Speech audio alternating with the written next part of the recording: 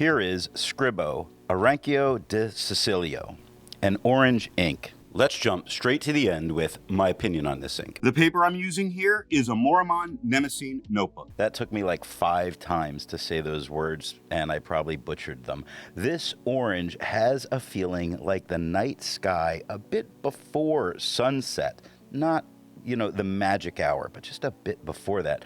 Beautiful and easy to read on the page. There is a bit of color variation by pen in an expected sort of way. Now, as for shading, it does it well. Does it so well, it's kind of like a golden brown might do that. Generally, it does well on a non-fountain pen friendly papers, but you miss out on the best parts of using this ink.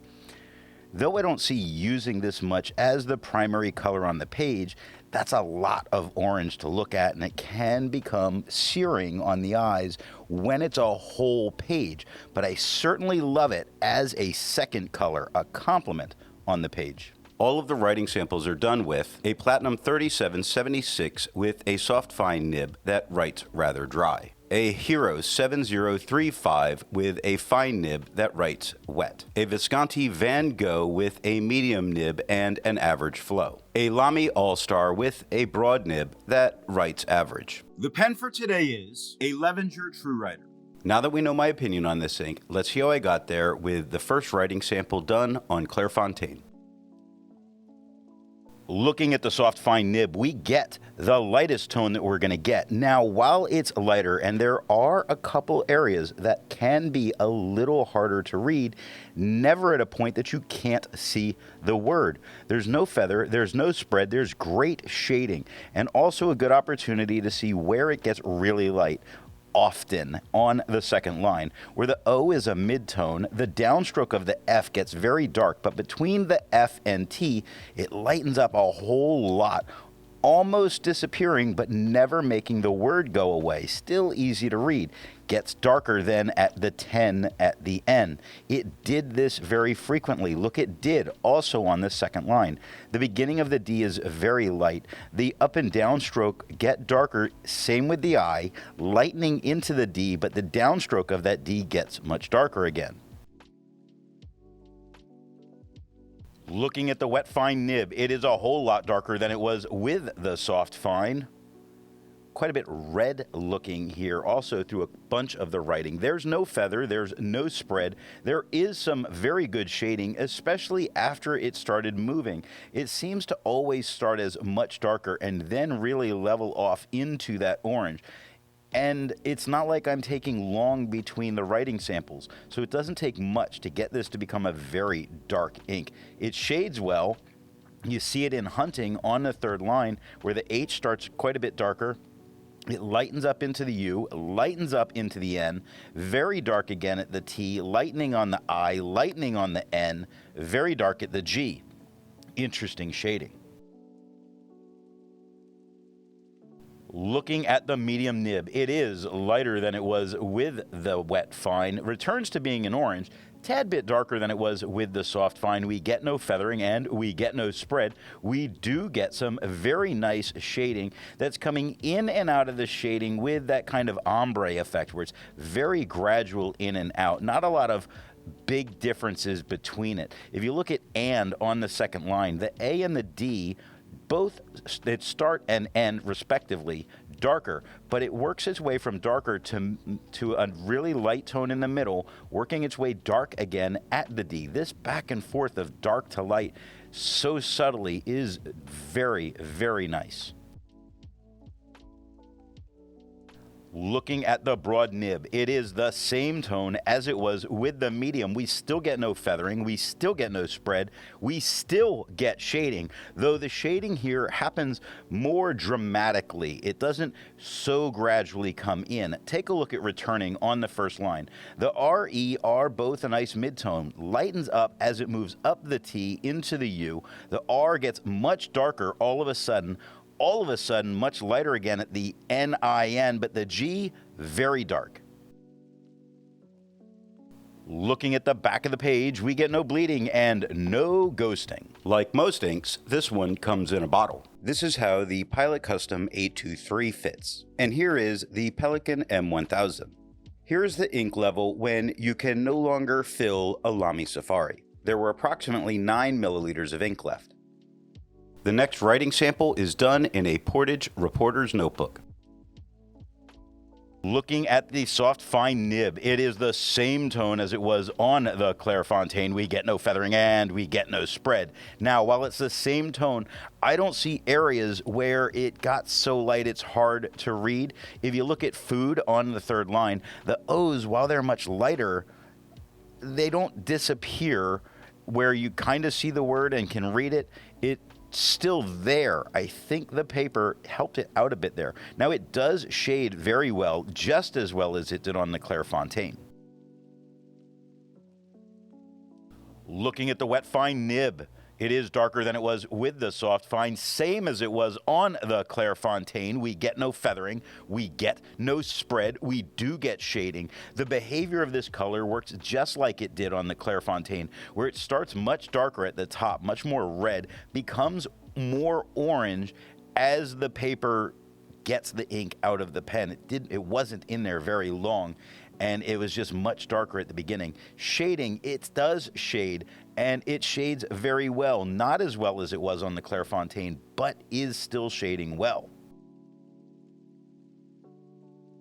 Looking at the medium nib, it is lighter than it was with the wet fine. Same tone as the Clairfontaine. We get no feathering, we get no spread. We do get some shading, but nowhere near as good as we had it on the Clairfontaine. There is some, like you'll look at some, should be same, house every day.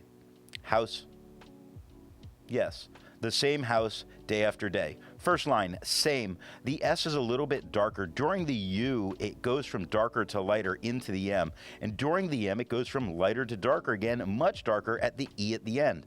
Look at day underneath that. The beginning of day is darker, and it lightens up through the word, and it's only in the Y that it gets much darker. Why? I don't know. Looking at the broad nib, it is the same tone as the medium, the same tone as the Clairfontaine. We get no feathering and we get no spread. We get almost nothing for shading. There's a few spots you can see it. You see wretched on the first line where the W, H, and D are ever so slightly darker. It's not a lot. There's a little bit there, but I wouldn't count on the shading with the broad nib on this paper. Looking at the back of this page, no bleeding, no ghosting, easily continuing your note-taking back here. There's a lot to learn by doing multiple chromatographies. The one on the left is immediately put into water for 10 to 15 seconds. The one on the right, marked with a D, is let dry for 10 minutes before putting into water. The next writing sample is done on a national brand Steno notebook. Looking at the soft fine nib, it is a little bit darker than it was with the Clairfontaine. We get no feathering and we get no spread. I think the shading here is showing up better than it did on the Clairfontaine. I think it's a result of the tone of the paper. I don't think this is a completely opaque ink. Little translucent, so not bad. Just look at the shading that's going on. Fireside on the first or on the second line. Lots of in and out of darker tones.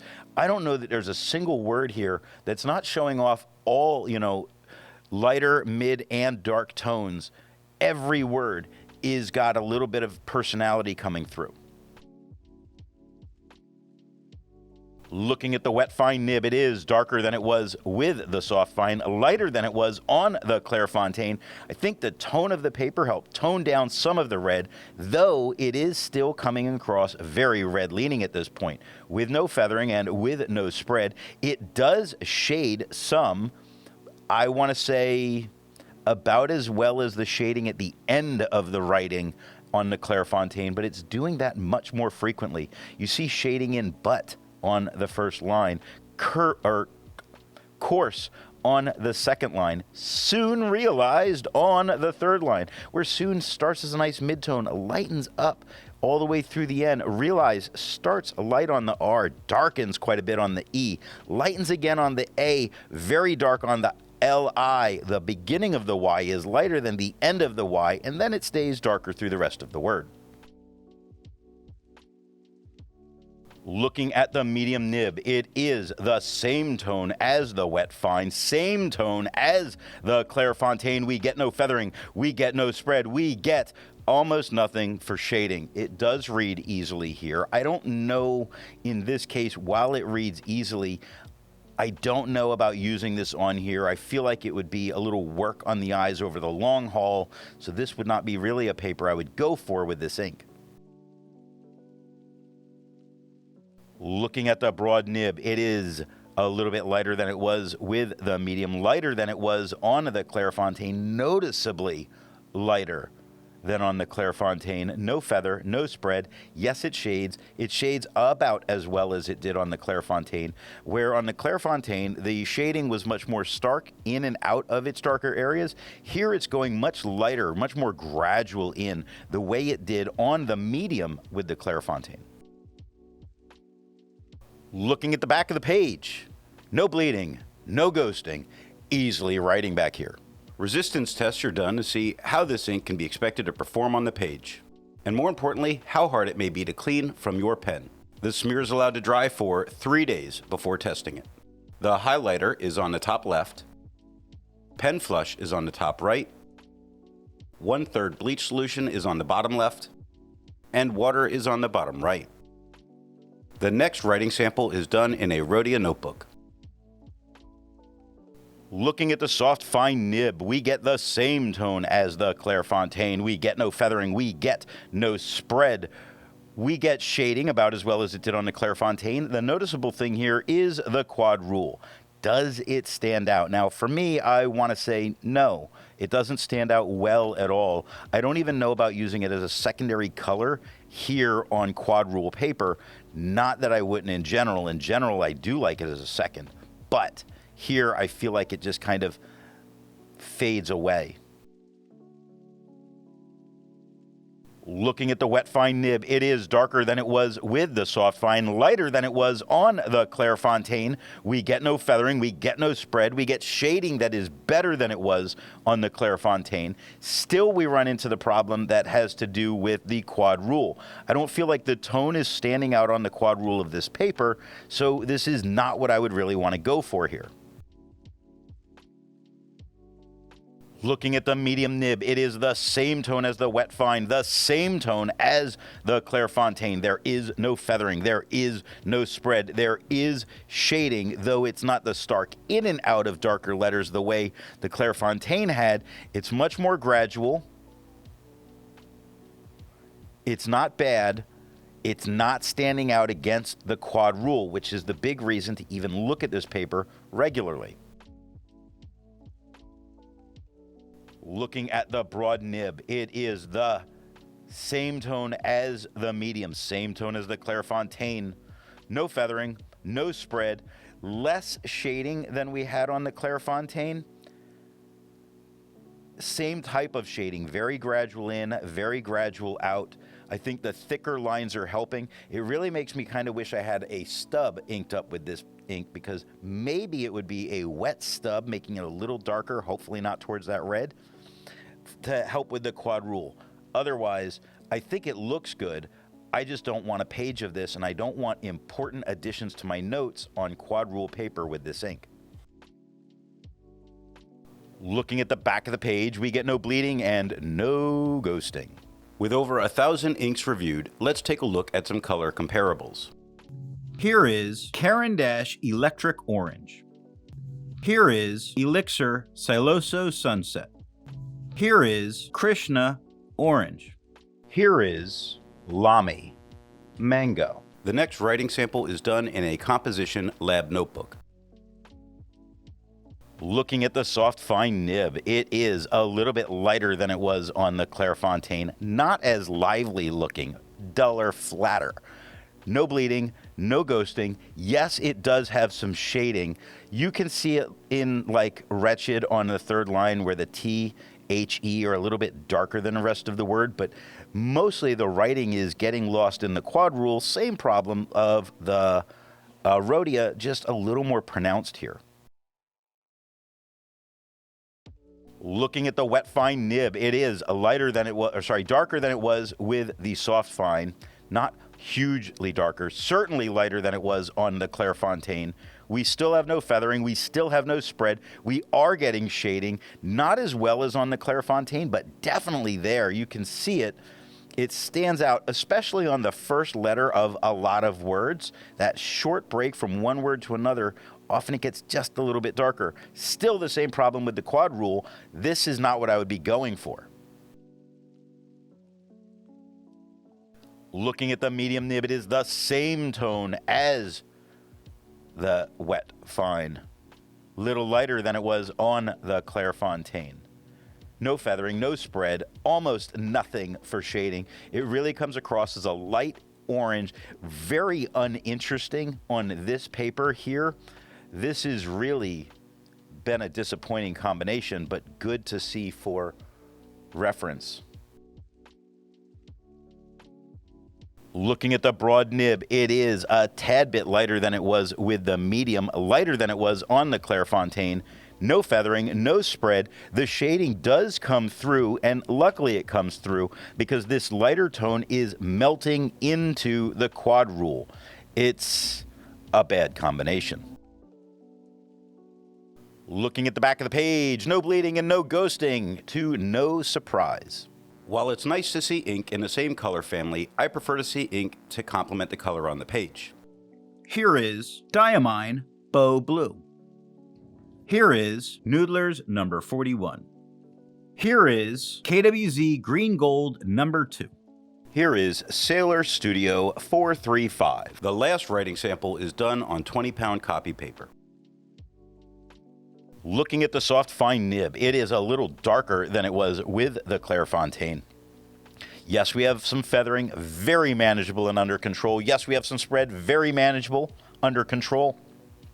We do get a little bit of shading. Most noticeably, what really is going on in the writing is we have almost no areas where it becomes so light you can barely see it.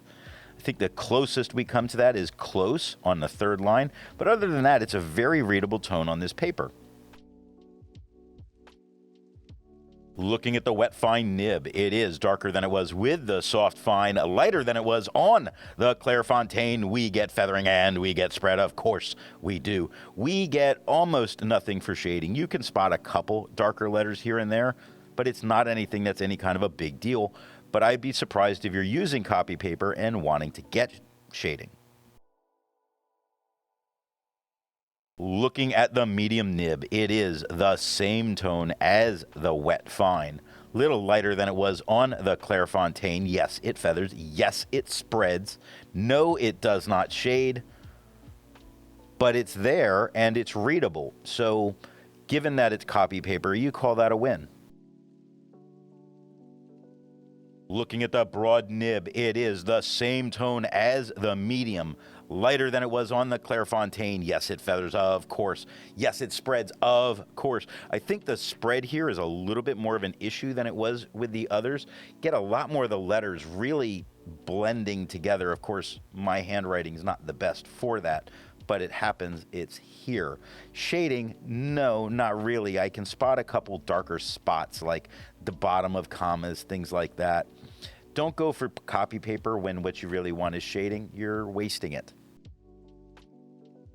Looking at the back of the page, the ink got deeper into the paper, but I think with this ink, if you were writing on both sides, you could probably get away with it without any real problem, without disrupting your notes on either side. So what nib and pen do I think are going to give the best writing experience with this ink? The paper I'm using here is yellow Rhodia paper. The soft fine was the lightest tone, and it shades well and is easy to read on the page. Now, the wet fine is by far the darkest tone and also shades, but becomes so red-leaning, I didn't really care for it.